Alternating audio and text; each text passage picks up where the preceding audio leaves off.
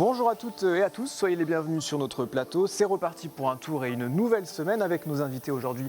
On parle d'histoire. Michel Miraud, vous êtes l'auteur de ce livre sur Crissey-sur-Mance, Regard sur la Touraine. Merci d'être avec nous. Merci. On va en parler dans un tout petit instant. C'est la perle de la Touraine, Crissey-sur-Mance, c'est son petit nom. On parle aussi d'orientation professionnelle avec Cathy Munch-Massé, vice-présidente en charge de l'éducation à la région. Bonsoir, merci d'être avec nous. Bonsoir. Le Club Extraordinaire, c'est donc une expérience itinérante pour trouver sa voie. Vous allez nous expliquer tout ça. Et puis nous allons commencer notre tour de table justement avec Virginie Charot, qui est chroniqueuse nutrition de l'émission. Bonsoir à vous. Bonsoir. Donc vous êtes venue pour pousser un coup de gueule. Oui, parce que je suis triste de la situation actuelle, comme tout le monde, mais ce qui me rend triste aussi, c'est quand je vois la pause déjeuner du midi, qui s'aggrave avec le couvre-feu, parce que les gens ne mangent plus, éventuellement. À la cantine, ils mangent en quinconce le plus vite possible, sans avoir le droit ni d'aller au rab, ni d'aller chauffer au micro-ondes. Parce que quand je sors dans la rue, entre midi et 2, je vois des gens qui mangent par terre.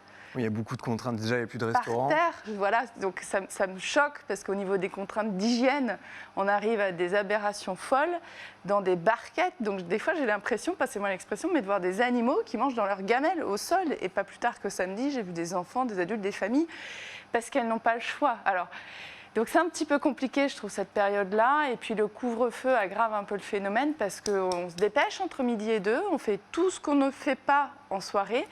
Et c'est la pause méridienne qui en pâtit, et donc notre santé qui en pâtit. Donc une dégradation des conditions de repas. En fait. Ça a quelles conséquences, ça ? C'est ça, c'est au-delà de l'aliment, c'est les conditions de repas. Ça fait qu'on mange plus vite dans sa voiture, souvent avec des écrans quand même, et sans y prêter attention. Et la conséquence essentielle, c'est qu'un repas qui n'est pas vu, qui n'est pas perçu par notre cerveau, par notre bouche et notre plaisir, sera presque pas compté par notre corps. Et ce que les études nous montrent, c'est que quand on mange aussi vite et sans attention, sans même parler de la qualité des aliments, eh bien on va être amené à manger 10 à 30% de plus de nourriture à l'instant T. Donc c'est quand même presque un tiers de plus. Alors 10% si on fait des trucs sympas, 30% si on est stressé.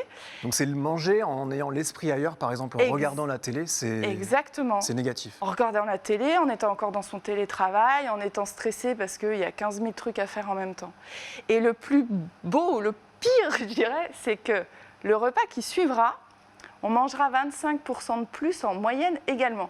C'est-à-dire que le repas du soir, on est posé chez soi tranquille, ou enfin on se retrouve, je dirais, sur une table, eh bien on mangera quand même un quart de plus que nos besoins. Alors quand je dis de plus, c'est de plus que nos besoins.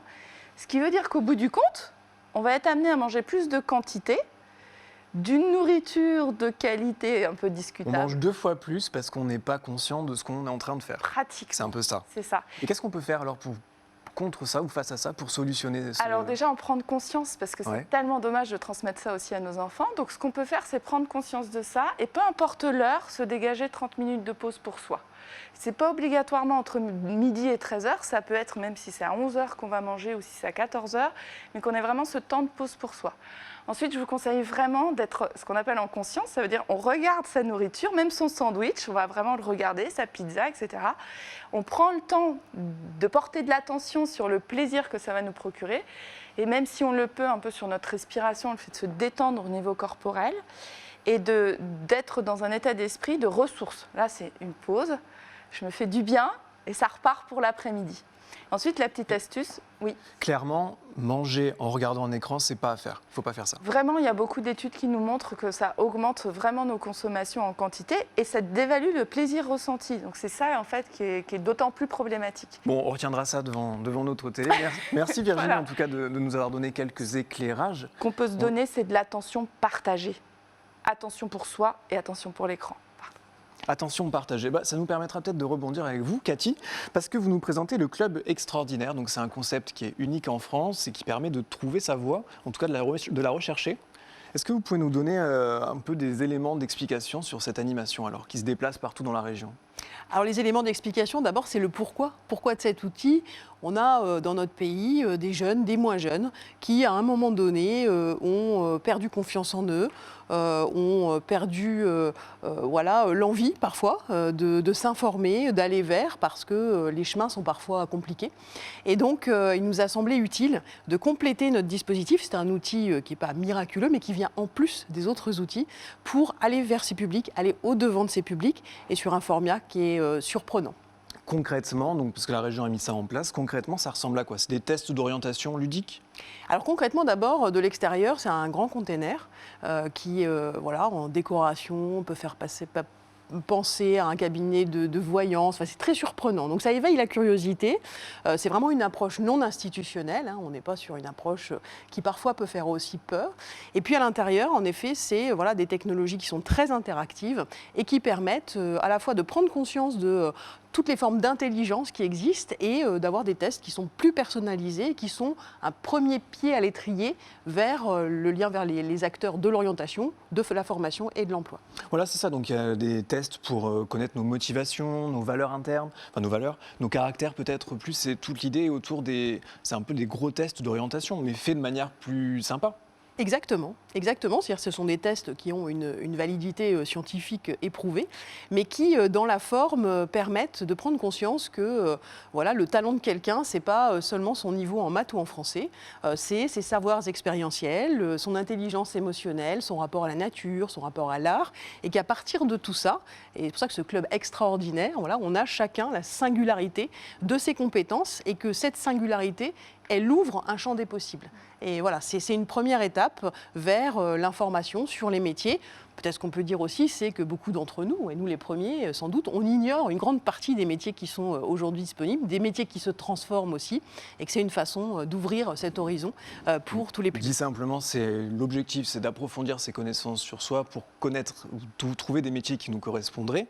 Évidemment, vous vous adressez plutôt aux jeunes, mais pas seulement, c'est un peu ce que vous Pas seulement, oui, tout à fait. On est vraiment sur des publics qui sont à la fois des publics jeunes, mais aussi des publics adultes en réorientation, des chercheurs d'emploi. Et l'idée, c'est vraiment que cet instrument, il soit une passerelle vers les dispositifs de droit commun et vers tous les acteurs, que ce soit le CIO, les missions locales, Pôle emploi, tous les acteurs qui aujourd'hui travaillent ensuite à accompagner ces publics dans des démarches de formation ou d'insertion dans l'emploi. Donc ce grand container se déplace partout dans la région. Il était à Tours il y a quelques temps, il va aller à Chinon la semaine prochaine, non, après-demain, pardon. Concrètement, ça dure 45 minutes, donc il y a les tests dont on vient de parler, puis il y a une autre partie qui est en ligne, ça se prolonge. Absolument, c'est-à-dire quand je dis c'est une passerelle, c'est pas une expérience à un moment donné, c'est vraiment une mise en lien. Et donc après cette expérience sur le site, dans le club extraordinaire, donc un lien en ligne permet d'approfondir un certain nombre de dimensions et puis de donner des contacts, c'est ça qui est le plus important, vers les acteurs du territoire qui permettent ensuite d'actionner des accompagnements de qualité et notamment sur des approches de formation pour mener vers l'insertion. Vous aviez une question peut-être Virginie, c'est quelque chose qui vous parle ça? Vous l'avez vu, c'est pas très loin de votre cabinet? Alors je ne l'ai pas vu, mais j'aimerais, et ça me parle complètement quand vous parlez de compétences multiples dans différents domaines et d'exploiter tout son potentiel en fait. Et je crois que c'est quelque chose d'essentiel. Bon, merci beaucoup. Les dates, c'est le 23-24 à Chinon, ensuite c'est le 17-18 mars au Sanitas, puis après il y a Joué-les-Tours, Saint-Pierre, La Riche les semaines suivantes. Et le quartier de l'Europe à Tournord, on ne l'oublie pas. Et le quartier de l'Europe, je n'ai pas trouvé les dates pour l'instant en tout cas. Alors ce sera en avril. Ce sera en avril. Le quartier de l'Europe, ce sera en avril. Quoi qu'il en soit, toutes les informations, elles sont facilement trouvables et lisibles sur le club extraordinaire.fr. Merci à vous, Cathy Munch-Massé, d'être venue nous présenter ça. On va passer tout de suite à la bamboche. La bamboche, ça continue sur TV Tour.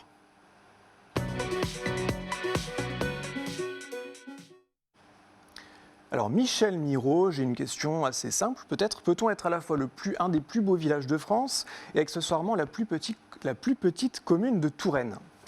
Je crois que Crissey doit sa réputation aussi peut-être un peu à son isolement, car il n'est pas sur les grands axes, il est situé entre Sainte-Maure et Chinon et Azel-Rideau, en gros, n'est-ce pas?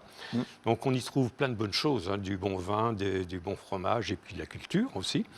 Et puis il est resté dans son jus, si je peux me permettre, c'est-à-dire que l'essentiel des maisons de Crissey qui sont classées, puisque nous sommes parmi les plus beaux villages de France, et il n'y a pas beaucoup en Indre-et-Loire, il n'y en a que 3, eh bien, l'essentiel de ces maisons date de la fin du XVe et du XVIe. C'est Voilà. ça, c'est une petite balade dans le temps quand on va à Crissey, parce que justement l'aménagement fait qu'en fait on est un peu comme à l'époque, une époque médiévale. Donc vous venez de le dire, mais c'est vrai qu'on passe devant la maison Gaby qui date de 1523, on remonte un peu sur notre droite, c'est la maison à pans de bois de 1494. Enfin, tout ça, c'est assez typique d'une ambiance médiévale.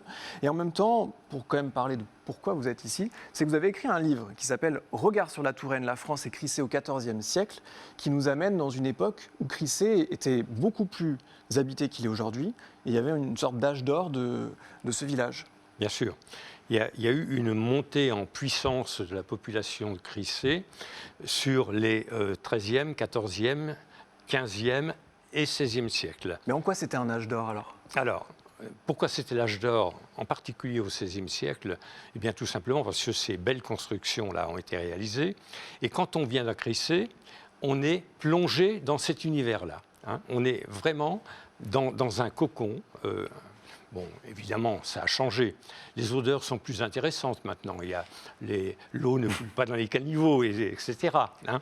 Mais il n'y a aucun fil électrique, par exemple. On a enlevé les derniers il y a 2 ans. C'est très préservé, ouais. Hein, et on est vraiment dans un ensemble qui est plein de charme et qui permet de goûter la campagne et de goûter ce retour de plusieurs siècles en arrière. Voilà. Vous avez écrit un livre qui est quand même très complet, qui est un vrai livre historique, qui fait 300 pages et quelques, et qui raconte une période. Donc on part du village, mais on élargit largement à la guerre de 100 ans, donc la guerre entre les Français et les Anglais. On se retrouve, on réalise que la Touraine a été envahie par les Anglais.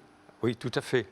Il se trouve que Crissey, en fait, c'est le nom de famille des Turpins de Crissey, qui sont des chevaliers de Banneret qui ont pris, qui avaient leur siège social en quelque sorte à Crissey, n'est-ce pas, et qui allaient sur tous les champs de bataille à la demande de leur roi. Or, dans le XIVe siècle, on n'a eu que 3 Turpins de Crissey. Pourquoi ? Parce qu'il y en a un qui a eu une durée de vie tout à fait exceptionnelle. Il a vécu 88 ans, ce qui est énorme pour cette époque-là. Et il a connu la bataille de Poitiers, évidemment, là où les Français ont pris une pâtée mémorable. Là, il a connu la grande peste, la grande épidémie de peste, et il s'est sorti de tout ça. Et comme il se faisait vieux, il a mis en place un document avec l'évêché de Tours, qui est en fait un petit peu le nœud de départ de mon bouquin. Là. Voilà. Et bon, votre livre, il parle de beaucoup d'autres choses. Il parle des Anglais qui sont installés à Véretz, qui sont prêts à attaquer Tours. Il parle aussi de Charles VI, qui perd la tête près du Mans, proche du Mans, qui se met à attaquer ses soldats parce qu'il pense qu'il est attaqué par eux. Enfin, en tout cas, c'est un vrai monument sur Crissey, mais pas que, aussi sur l'histoire de France. Merci à vous, Michel. On peut le trouver facilement, ce livre. Hein. Il suffit de vous contacter sur votre adresse mail. Il coûte 25 €. On arrive déjà à la fin de l'émission, c'est pour ça que je vais un peu plus vite. Merci à tous les 3 d'être venus, merci de nous avoir présenté vos informations. Je vous souhaite une excellente fin de soirée à tous et à demain sur TV Tour.